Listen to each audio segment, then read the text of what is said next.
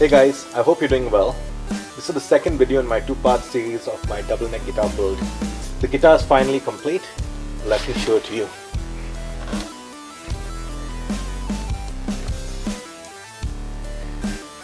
So as you can see, she's turned out pretty beautiful. I'm really happy with this build.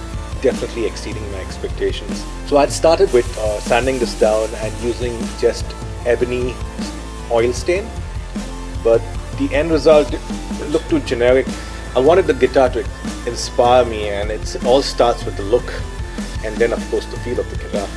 So with the looks, what I did was I went and re-sanded it down, and I kind of accented my sanding process, so I got this kind of this rustic, burnt, flamey look to it, if I can call it that.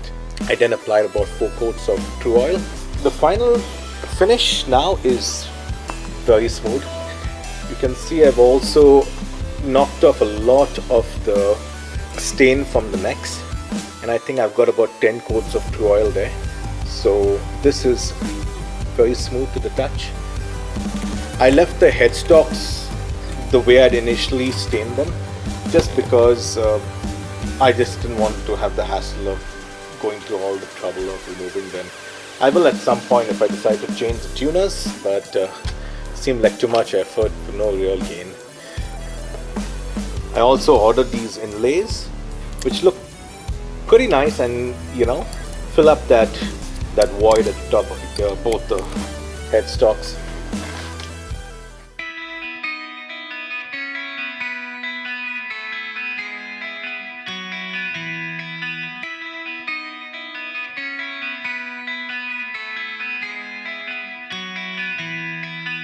The tuners work fine with the 12 string, but I've not been too happy with how they have been holding tune with the 6 string, and that doesn't really make too much sense because they're all the same.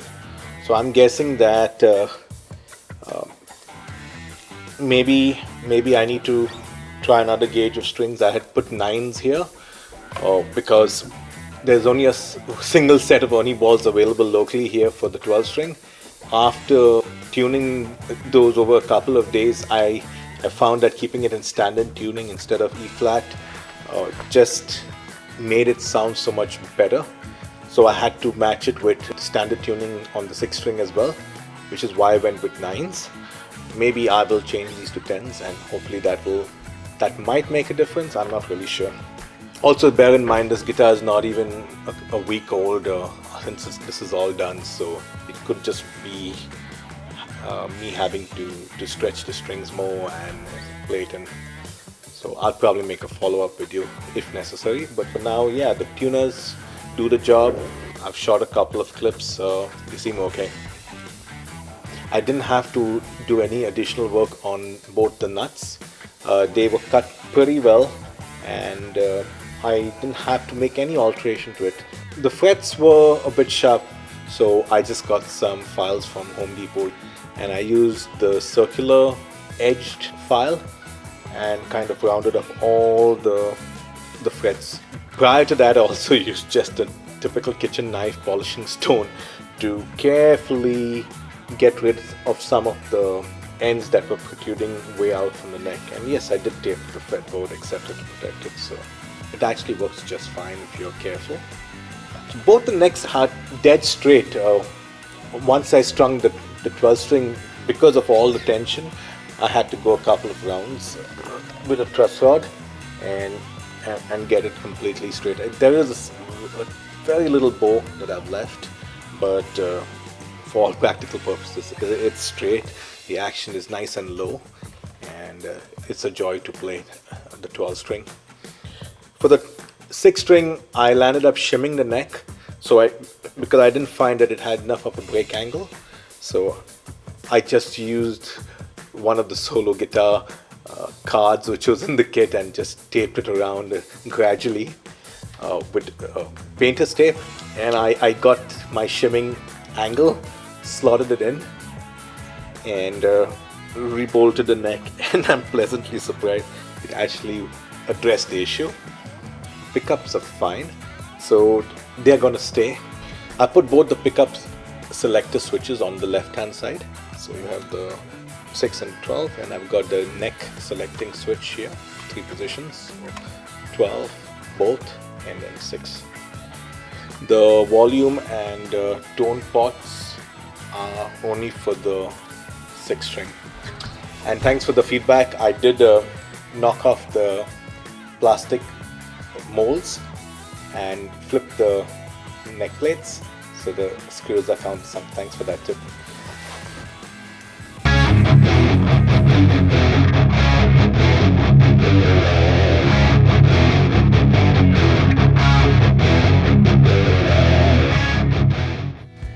It was a lot of fun putting this together. Spent a lot of time getting this finish, doing the sanding, going over it, letting the oil dry. If I were to go back and do it, I would probably just do 1 coat of the ebony stain, let it dry for a lot longer, and then apply several coats of gunstock oil, because that gives it this beautiful sheen and semi-gloss. Very good to the touch as well. So I was lucky to have a lot of sunshine, so I was able to put 2 or 3 coats a day and get this done in fairly short time.